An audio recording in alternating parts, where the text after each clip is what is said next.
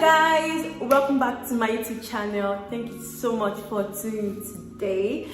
In today's video, as you can tell by the title, I'm going to be talking about things I wish I knew during my master's or studying in the UK. If you're about to start your master's degree, this is for you. If you're in the middle of your master's program, it's not too late to know all these things. So I thought I'd share my experience and also just give you guys some information that you will need going for your masters in the UK. If you are new to this channel, please do not forget to like, share and subscribe. Do not forget to turn your notification button on so you can know every single time I post a video and you don't miss out on anything. To my current subscribers, thank you so much for subscribing and always being there. I was so happy when I found out that we got to 5,000 subscribers and I was like, what? I'm so grateful to you guys and thank you guys for always watching. Yeah, let's just get right into it. The first thing I wish I knew before I did my master's degree in the UK is that when you get to the UK, you need to be able to make friends and relate to people so you don't miss out on any information. Basically, when I got here, I had no idea on how to get a part-time job, and I think for like a month or two I kept on looking for part-time jobs until I met someone and she told me about a part-time job and the one she's currently working at. So like, don't be a loner or don't be like a one-man person. Like, if you always like to keep to yourself, maybe in Nigeria, it's not going to benefit you when you get here, because you're going to miss out on so much information if you don't talk to people that have already been here or people that even just came with you and they've gotten to know so much and stuff like that. Before coming to the UK, try and build your communication skills and just get to learn how to talk to people if you don't know how to talk to people. What I did was just so I get to meet people. When we started class, I saw a list of our classmates and I decided to reach out to, I saw Nigerian names, I recognize this name, so I reached out to them and just try and make friends and talk to them. So the next thing is to get as much experience as you can in Nigeria or from wherever country you are coming from before coming to the UK, because when you are done you will need some skills, and sometimes your master's degree alone is not sufficient to grant you a job. So if you can get experience before coming to the UK, like doing something in Nigeria or doing something related to what you would like to continue in the UK, that's going to be a very good bonus, because it's not going to be the same thing for someone that has no experience at all. So for me, what I did was immediately after my BSc, I went for my NYSC, and I had it in mind that I was going to work during my NYSC and do something related to my master's, and that really helped me. Many things I did during my job experience in Nigeria really helped me when I got to the UK for my master's degree. The next thing is to make sure you pick a course that you like, something you're going to enjoy. Not because of nursing is trendy, you don't want to come and do nursing in the UK when you did maybe accounting in Nigeria. You need to do something that you're passionate about so that you can do well and excel in that program, because it's going to be very challenging, and if you're not really passionate about it, you want to give up and you will not just want to continue doing the program anymore. The next thing I wish I knew is to get your driver's license. When you're living in Nigeria, there's something called, if you used to drive in Nigeria before, there's something called international driver's license. Do you know that I paid for my international driver's license? I think it was almost like 30k. Brought it along with me in the UK. It's only valid for 1 year when you come to the UK. I had no idea that I could have actually gotten a car, do some tests and start driving, and I literally just wasted the card and I didn't use my international card. So now that 1 year has expired, I will have to start the whole process again. So if you used to drive in Nigeria, you can get your international license and you can use it when you come to the UK. Up to now, as I'm talking to you, I still do not have my driver's license, but God is able. It's very important to get your license, your provisional license, as soon as you come to the UK, because you don't know when you are going to need it. You don't want to miss out on job opportunities that would require you to drive, or very good opportunities that you will need to drive there. You just don't want to miss out on anything. I'm not going to lie, I've missed out on opportunities just because they'll ask me during the interview, do you drive? And I say no. It's very easy for you to get your provisional license. You can walk into the post office and get the provisional form, or you can fill online.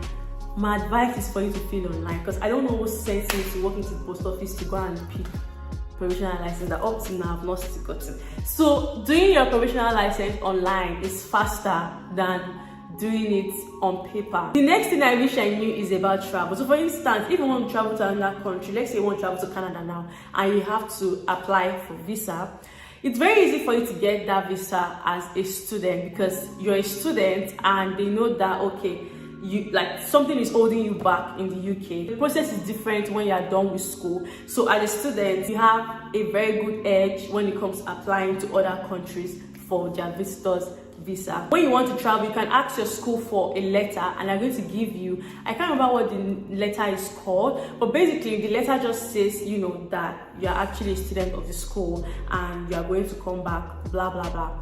So if you want to travel out to another country, this is your opportunity to apply now. So the next thing is that writing is very, very important in UK, and I wish I knew that one.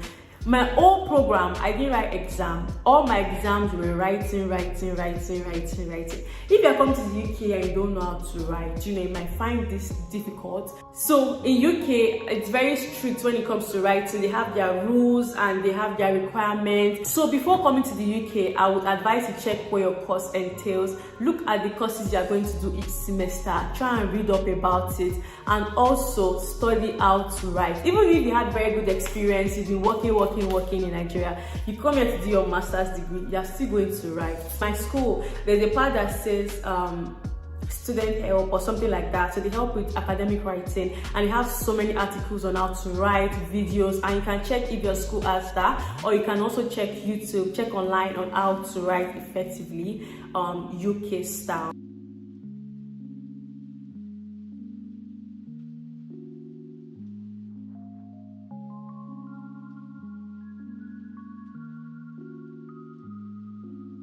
So some of you know, when I got here, my first essay writing assignment, I failed and I had to redo that course. So, and it was all about writing. My lecturer told me about giving examples, adding pictures if you can, going into as much details as possible, and always ensure that you reference. And also academic reference is very, very important. So when you have an assignment, it's not just about going like to the website or different websites online to check for documents. It's very, very important to use academic references. I went online to check for other people's work.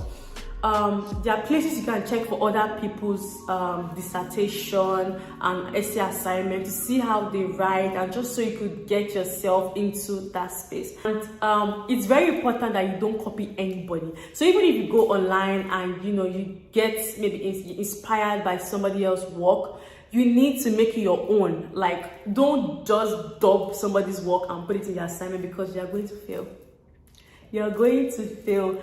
Let me tell you guys one time I did my assignment and my friend wanted to see my assignment because she did not really understand how to go about it. So I gave her my assignment. So she copied the way I did mine. And it's not like she copied word for word, like maybe like the structure, the title, and that's how our work was very similar to my work. So when the result came out, although I passed, but it was not the result I was expecting. On the note side, like feedback, I saw that they said my work was very similar to somebody else's work, and it was as if I copied somebody's work. Another thing, very important thing you should do is that you should check if your school has something called Turnitin, and you can upload your work to see how this level of your plagiarism.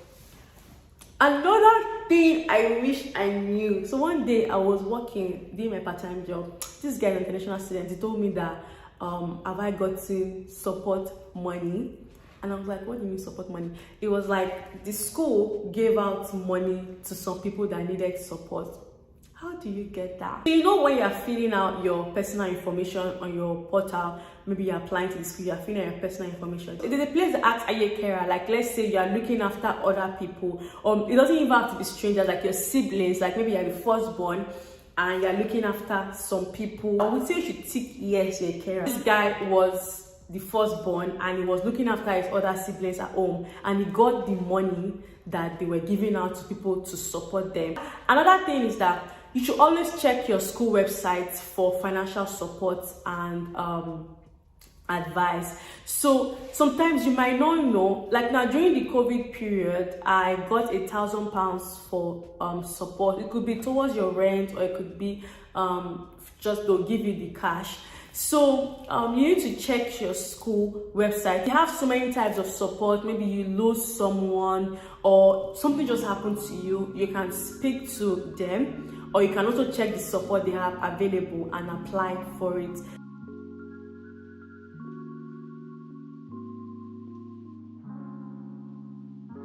So the next is time management. I also mentioned it during the course of my master's that it got to a point where I was overworking myself. I know you want to come to the UK, you want to make money and support yourself, but you need to also put your studies into consideration. Like, just don't overwork yourself, because if you overwork yourself, how would you go for classes? How would you do your assignments and stuff like that? The most important thing is that you're here for school. So even if you want to work, manage your time. Okay, I'm going to work 2 times in a week, even though it's during break.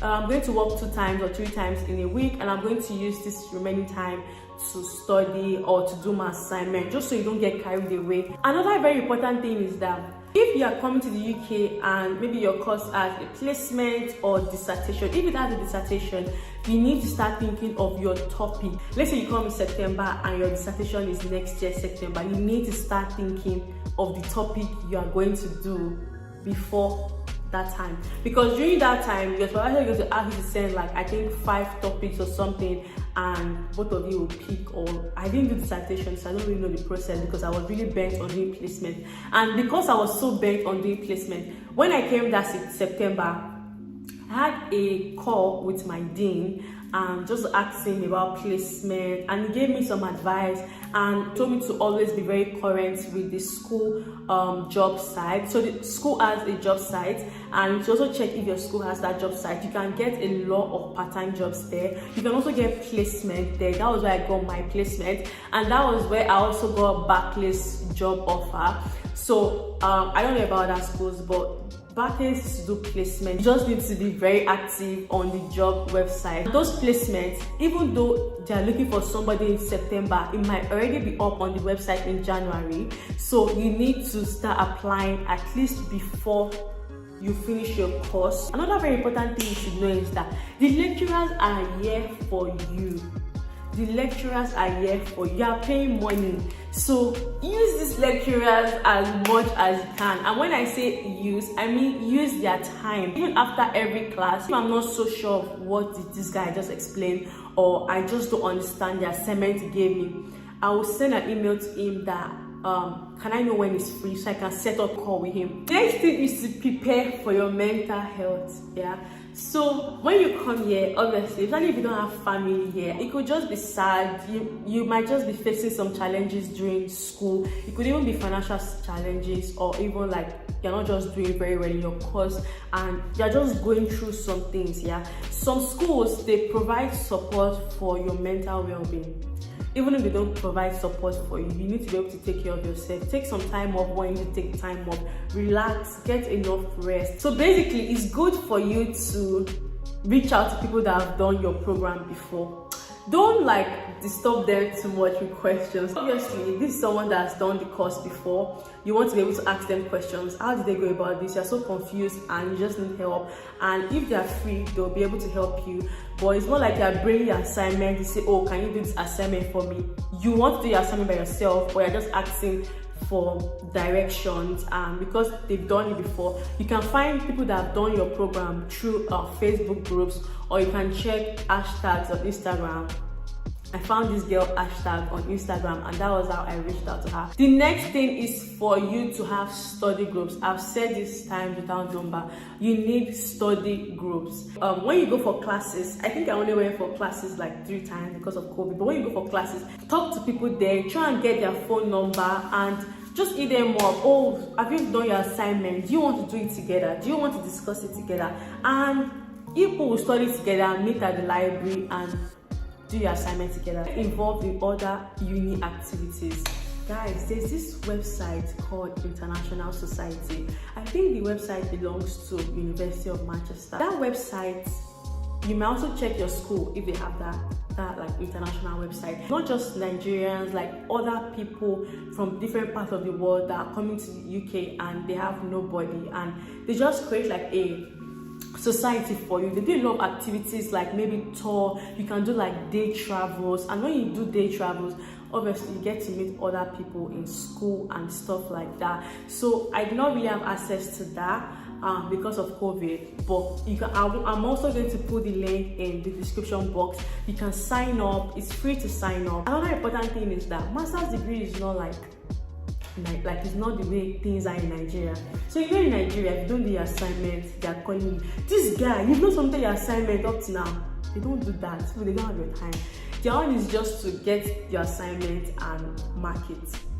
So they won't follow up with you. They have a lot of people. They won't follow up with you. You will not get any calls or emails or anything. Sometimes you might not even know you have assignment, or you forget, and nobody will remind you. That's why it's good to have friends like study group that can remind you and just like keep you, in check of serious people. The lecturers can only teach you so much in class. You need to be the one to educate yourself most of the time. You need to be the one to do independent study. At the end of every class, I don't know about other schools, but at the end of every class, so for the documents, like the document for that course, it always has like further study. You can check those books in the library. So the next thing is that you should be prepared for setbacks. I was not prepared for the low mark I got when I first started my program. So I knew that could not be the way I was going to be going. This is like, I saw it as an opportunity. Like, thank God this did not even come during the middle of my program. Yeah, and thank God this happened during the beginning, just so that I can make all the changes and feedback I want. Be ready for setbacks. Obviously, you're coming to this new different environment, new different way of teaching and learning, so you might not get it at once. Take it easy on yourself. Make it like let that motivate you to do better. So we've come to the end of this video. I really hope you learned so much in this video. If you have any question about master's degree in the UK, drop it in the comment section. You can also reach out to me on Instagram, or reach out to me through my email address, which you can find on my YouTube channel. Thank you so much for watching this video, and I'll see you next time. Bye.